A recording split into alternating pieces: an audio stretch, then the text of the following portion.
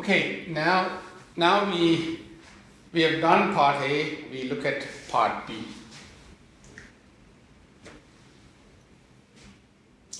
So part B is the implementation of the transmission line model of the Cochlear for spectral analysis. So the question is that what is transmission line? So if you have filters, so if you have a,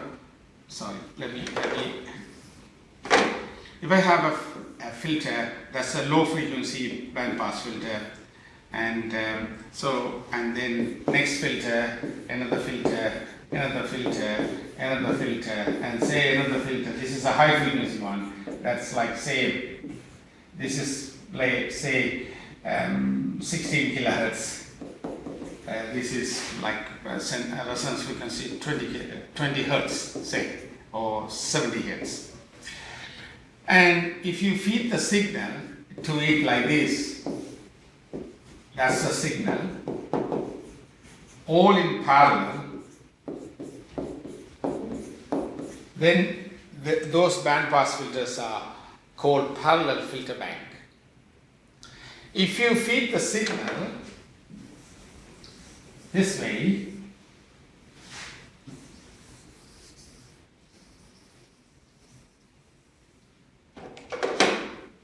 so first filter, second filter, third filter, fourth filter, fifth filter, or if you feed the signal here, and that goes through this one, this one, this one, this one. In this case, I'm starting from low frequency, but in a Cochlear is high. If you feed it that way, it's a cascading filters. That's called transmission line. So the implementation of your one is Cochlear is cascading. The wave is traveling. So it's a cascading filters. That's what you're going to implement. That's why it's called transmission line model. Okay. How are we going to do? For this project, you should implement digital model of the peripheral audio system comprising outer ear, which you've done from part A, middle ear, and then transmission line model, which is what you're going to do, part B. So the transmission line model of the Cochlear can be implemented as a cascade of many band pass filters. So you need to learn how to implement band pass. So before you start anything, you should go through all the slides 1 to 18 of part A before you start part B. And once your model is working, you have to use different type of inputs to the model and see how your model responds. And we will guide you how to check all of those. So let's look at how do you do Cochlear modeling. Simple explanation first. So we take the basilar membrane, which is the frequency sensitive membrane of the Cochlear, and we take a small section of the membrane, and it's a resonant membrane. That part resonates, right? A low frequency, a high frequency resonate at that point, low frequency resonate at that point. We are taking a small section, so we are dividing the basilar membrane into many sections, equal sections. You could divide them into 128 sections. That's what we are going to do. 128 small section, right? And each section can be represented by a resistor, which is the loss, and an inductor, which is the membrane mass, and then a compliance, which is stiffness. That's the membrane. That's the membrane itself. On top of the membrane, what is sitting there on the membrane is the fluid. So the fluid mass comes as well. So one section of the membrane is basically an electrical circuit. We are just now translating the mechanical into an electrical model, right? So if we have got many sections, 1, 2, 3, 4, many sections, we can say the first section is connected to the second section, is connected to the third section, and so on, and we get a transmission line model. And the last part of the membrane, and here, the fluids are connected, and it's purely a fluid weight. Therefore, it's only inductor, which we call as helicotroma. That the name of the that place is called helicotroma. And this is the input, state-piece input, and first section, second section, and so on, so on. So this is called the cascade model. This is the basal end, which is responsible for 24 kilohertz maybe. in human ears 20 kilohertz, and this side is about 70 hertz, somewhere here, 70 hertz. That's the range of human ear, or 50 to, or 20 to 20 kilohertz. We need to translate it into a digital model, but you won't be doing the analysis part of it. It is complex. You need to do impedance transformation. If anybody is interested, you can look at some of the papers we have written. So this is the analog model, this is the circuit model, and we want to translate them into digital filter model. So if you do, if you go back here in this section, we will say that if this is the model of the cochlear, they are all bandpass filters. The output of the first section is the pressure goes to the next section, and the pressure there goes to the next section. So the pressure wave travels along that direction. As it travels, every membrane output is taken out at the capacitor level. That's the membrane output. That's your membrane output. That's your displacement. That's the membrane displacement. Movement. The movement of the membrane displacement. Pressure travels that direction, and the membrane displacement is taken out here. So if you have got 128 sections, you have 128 pressure positions and 128 membrane output as well. Okay. So by writing transfer function and everything, we could write two transfer functions. One is, what is the transfer function between this and this? That's called pressure transfer function. The second one is, what is Vm over Vi, which is called the membrane transfer function. So if you do that, you don't need to write the circuit theory. You say that divided by that is output over input. That's the pressure transfer function, we call it. Is a low pass filter and a resonant pole and a resonant zero. The three things you have. So it's like one section has got a low pass filter and a resonant pole and then resonance zero. So resonance zero could be like that. And these positions where it is are important. And the displacement transfer function, that is the membrane output, this divided by that, is basically, you can see this equation is basically that one. So you can see that's only a low pass filter and a resonator. That's the output. What we are interested in is this output. As well as we are interested in this output, as the pressure travels, it should decay. The pressure should decrease. As the waveform travels, it should decrease. And membrane is how much is moving up and down. It picks up that value by hair cells. So we are interested in both transfer function, but this is in analog domain. And you have already learned now how to go from an analog domain transfer function to a digital domain using impulse invariant transformation or bilinear transformation. We will use impulse invariant transformation because we would like to make sure that analog impulse response and digital impulse response are exactly same. So that's we use almost same. Yeah. So these are the characteristics of these. So you can see this is your resonant pole, this is your resonant zero, this is your low pass filter, and this is the overall output. So this is just the pressure transfer function, and this is for one section. So you can see a rough idea. If a resonance frequency 1 kilohertz, the zero is always slightly greater than the resonance frequency, and it has got a QP value. QP is 7. QZ is always greater than QP. These are conditions. A is fixed at one value. Yeah.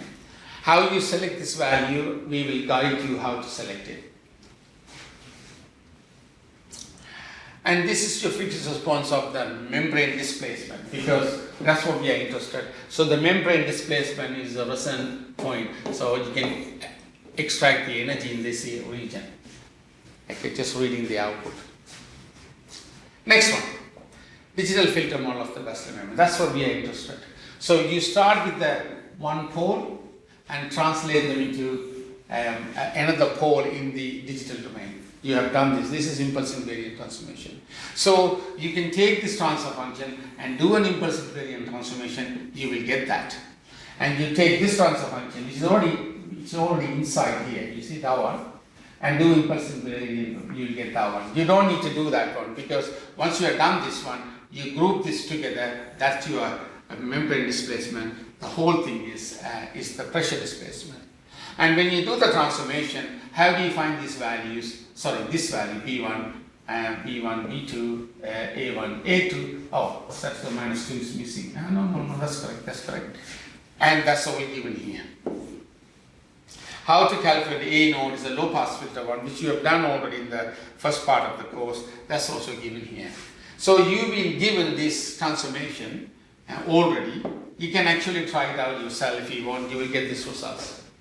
Use this equation to design this digital filter for one particular section, one particular frequency, one particular Q, one section, similar to the next section, and so on. So, okay, let's go. So what you have done, you will design the middle ear, leave that for the moment. We don't need to touch that for the moment. You do the first filter, which is 20 kilohertz. The next filter, impulse invariant transformation. The last filter, 70 hertz. Altogether, 128 filters here, operating at a sampling frequency at 48 kilohertz. Because this is, we said, is 20 kilohertz. You can go for 24 kilohertz if you want it, but 20 kilohertz is sufficient. So, if it is 24 is the maximum frequency, the sampling is 48. We go for 20 is better. And then the output, the pressure output is fed to the next filter, the pressure is fed to the next filter, whereas the membrane is tapped off from here, membrane is tapped off here, and then we implement the inner hair cell model. The output of the inner hair cell model is the signal that goes to the brain. This is called the transmission line model. If you feed the same filters, but if you feed it directly like that, it will be a parallel filter bank model. But the frequency response, maximum response of this will not be same as the maximum response of this. These have got steeper roll-off compared to this one. So we will not be implementing that. We will be only implementing this. So first part, if you look at very carefully, what are the things that you need to do is going to be.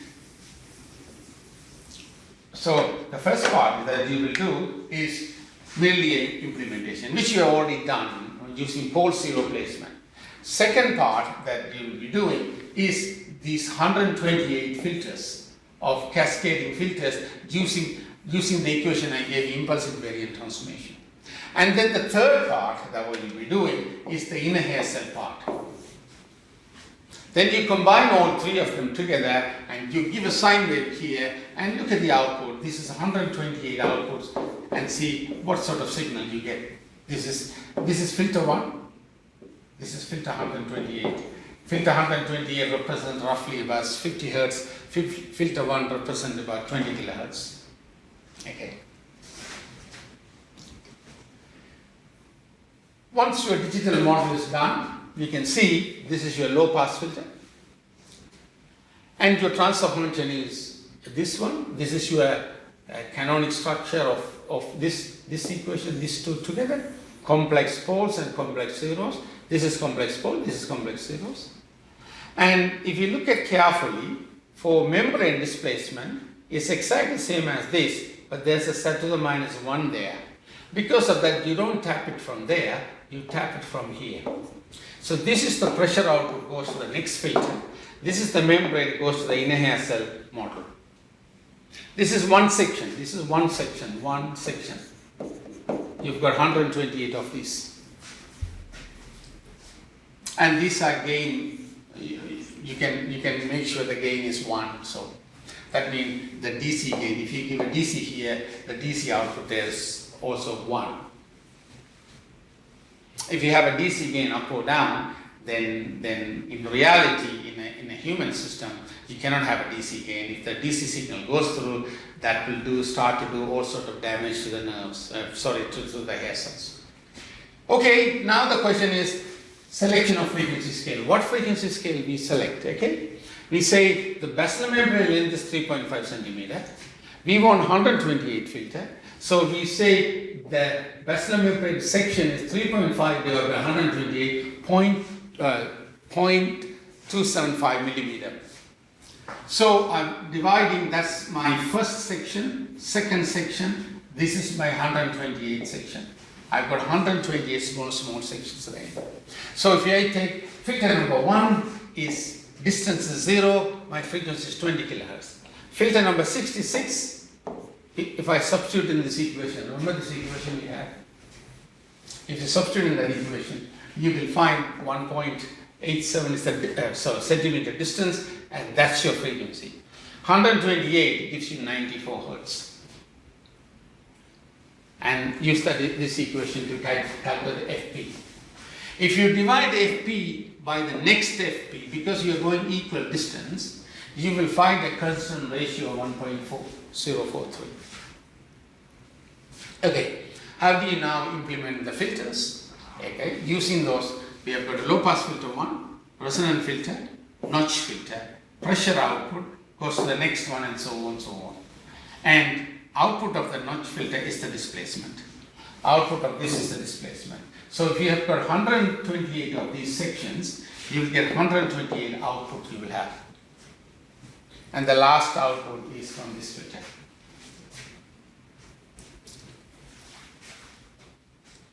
Next part, what's the design criteria? What are we going to use? How are we going to do it?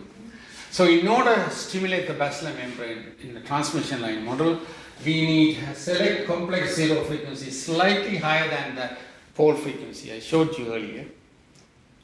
So what we will do is that we will say there's a ratio of 1.043, therefore we say that zero frequency is 1.043 times the resonance frequency. So we can select that way.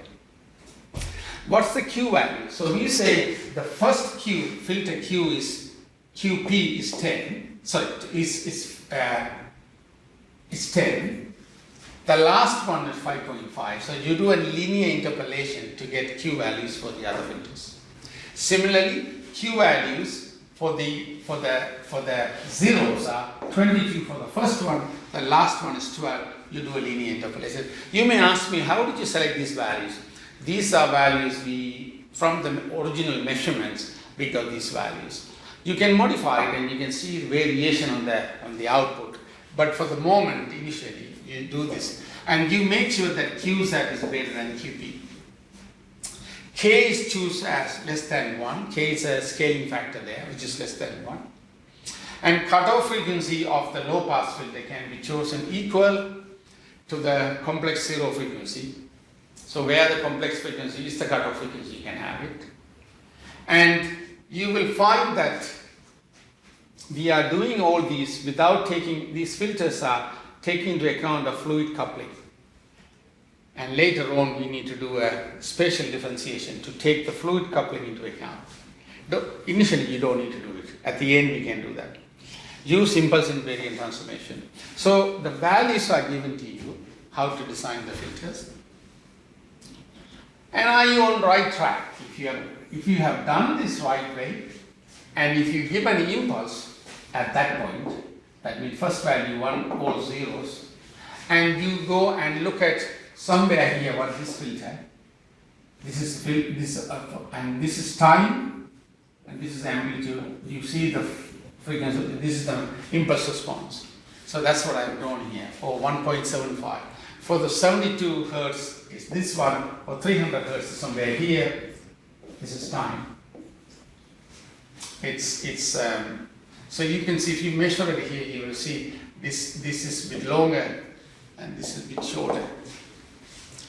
So this is the your what do you call it? Because this is 25 millisecond.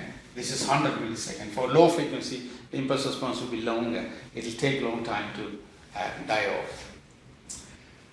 And this is what you will get, displacement impulse response. And remember, this is time, this is the amplitude. And here when you look at, if you have 1000 values here, first value is 1, rest all is 0, say 1024 values. And this is the amplitude, this is the time, this is your first value, second, this is 1024th value, and this is your impulse response. Maybe that one. Think it that way, yeah? Okay, next one.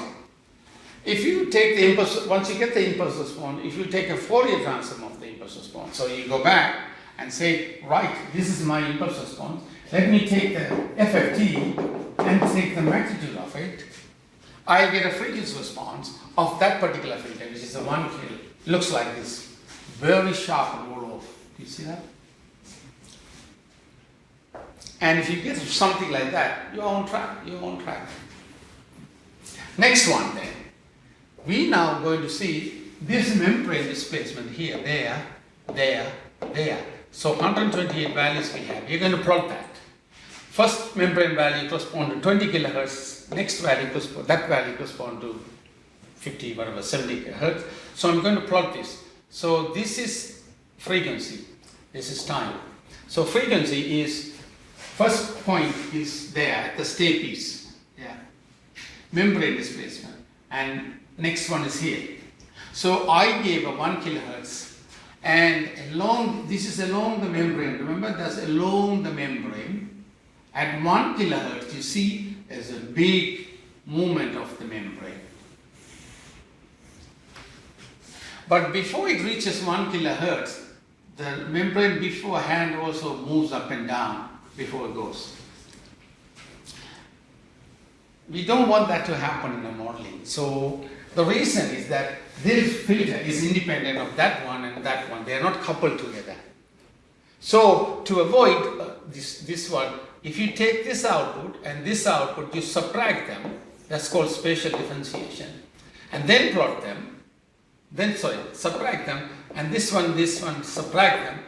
And then plot them. You will find, remember, I'm subtracting that from that, that from that, that from that, that from that. So the gradient becomes 0. So you can see this deflection now become roughly that, and only the activity happen here. So that's spatial differentiation. The spatial coupling makes the movement. So one is trying to move upwards, other one is also moving upward. If you're independent, they can go any height. But if you couple them, they can't go. They will each, and the neck adjacent will be controlled pretty well. You may ask me, what is this? Because when you give an impulse response in a transmission line model, it takes about 10 milliseconds to travel. So it's still traveling, the impulse is still traveling, you know. So that's another plot that you need to know, displacement plot.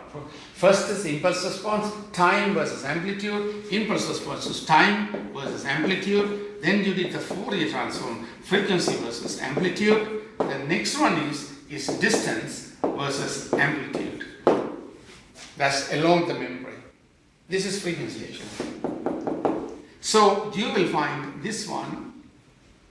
No, this one. This is just the membrane displacement output. Okay, next one. Here are a few more examples I showed you. This is, if you take the impulse response and take an FFT, it looks like.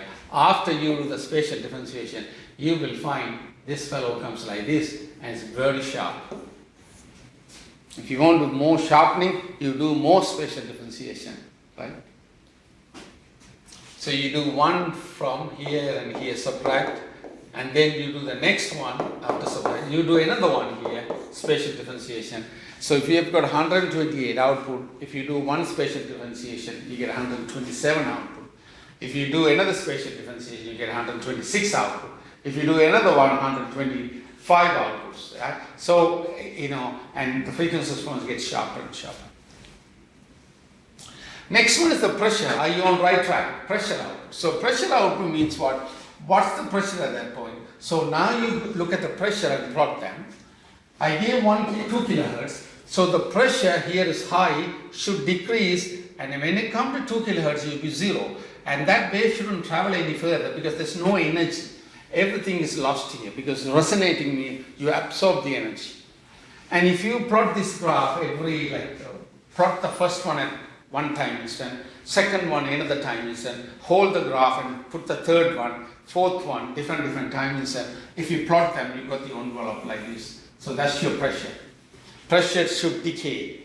Pressure at the stairpiece is very high, waveform travels, come to the point of resonance where pressure should be 0. So that's the waveform. Then the next part is the inner hair cell. The membrane output need to be now picked up by hair cell. So this is your spatial differentiation. Spatial differentiation output is given to a half-wave rectifier, which you can say you can remove the negative samples, right? Then you pass it through a RC filter. An RC filter is that equation, and that's the coefficient, because you're operating at 48 kilohertz. You are trying to put your cutoff frequency as 30 hertz. This is 30 hertz.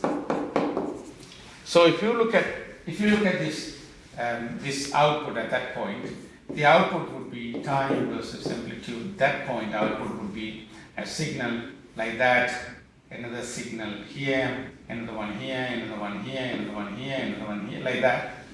And this is a charging and discharging. It charges up to that, and it comes to discharge like that, and then charges up, and then discharges. It's just trying to follow this envelope. That's all it does. That's what it does in a hair cell output. You can now see you operated the original one at 48 kilohertz. Now you're using a 30 hertz filter. That means you can look at this output at every 60 hertz, double the cutoff frequency. So 48 kilohertz signal, very fast signal, is being downsampled to 60 hertz because the firing of the higher neurons are not very high rate. They are low rate firing. So the frequency is low. So this is a downsampling operation we do. Okay. Next one. We gave a composite sine waveform. We gave a 3 sine waveform. One is 3.2, 1 and 300. Add them up. You found membrane. This is the membrane is displaced here, displaced here, displaced here. This is 128 filters. And if your hair cell model is correct, the output here will look like an amplitude corresponding to that, nothing, and that one, nothing, that one. And this is the output sent to the neurons. And this is the output of a band, is a FFT output. If you take the same signal, take an FFT of it and take the magnitude of it, it will look like this roughly. Now we gave a speech signal, and we'll observe the speech signal at a different time instant. First we observe at that's like a word 3, TH. TH is a fricative, it's a high frequency component. So because of high frequency component, in the basilar membrane, this basilar membrane, you can see that basal end is active and nothing is active here because high frequency component. When I picked up another frame, this is a part of the tree, that's vocal cord vibration, it's a low frequency component. So you will find at that position, only the low part of the membrane, this is the membrane, is active, high frequency part is not active. So that's how the brain resolves a signal, a different part spectrum is activated. So now in reflection, look at what is the function of the basilar membrane, how does it respond to a particular stimuli, and what will happen if you include, we haven't included the outlet really, what happens. Can you see how ear performs spectral analysis? What is the effect of spatial differentiation? All these questions I've written in. You start to think and reflect. You may not know the answer immediately. They are there on the slides. But if you don't know the answer, think about it and look up on the web, or if you can't still find it, ask the tutors or ask me when I'm in the class. Okay? That's the end of part B, actually.